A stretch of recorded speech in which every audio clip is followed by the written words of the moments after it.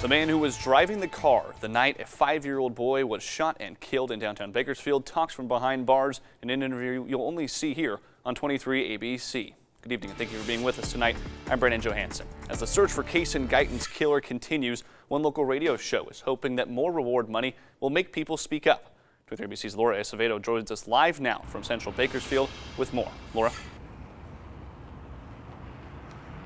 Brandon, it's been almost a month since 5-year-old Kaysen Guyton and his brother BJ were shot here on California Avenue. Now tonight the reward money is growing in hopes of finding Kaysen's killer. Meanwhile, the driver of the car where the boys were in is speaking out tonight.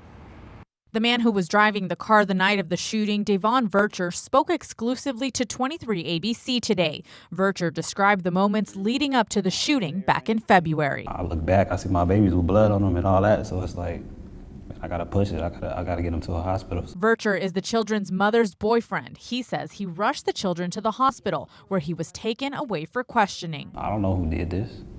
I didn't see nobody. I didn't see no I can't give you a description of anything because I didn't see nothing. Meanwhile, the search for the killer continues. Let's go, let's go. Talk show host Ralph Bailey dedicated 3 hours on his radio show to collect money for the reward for anyone who can lead investigators to Kaysen Guyton's killer. If the death of a 5-year-old on the streets of Bakersfield doesn't motivate you to do something about gang violence and random violence on the street, then what will? Bailey's goal was to raise $5,000, but is hoping to collect up to $10,000. As of 6 p.m. tonight, $5,390 were collected. Is this money going to motivate somebody? I don't know.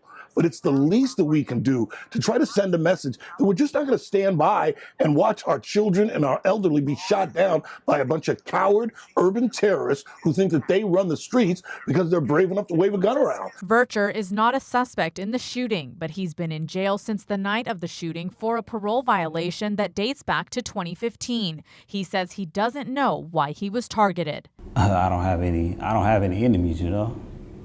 I haven't been in any beefs with nobody. Vercher says he loved Kaysen and BJ as his own and wishes that night had never happened. If I could have took every single shot that they threw at that car in order for Case to live and for BJ not to experience something like that, man, I would have took that.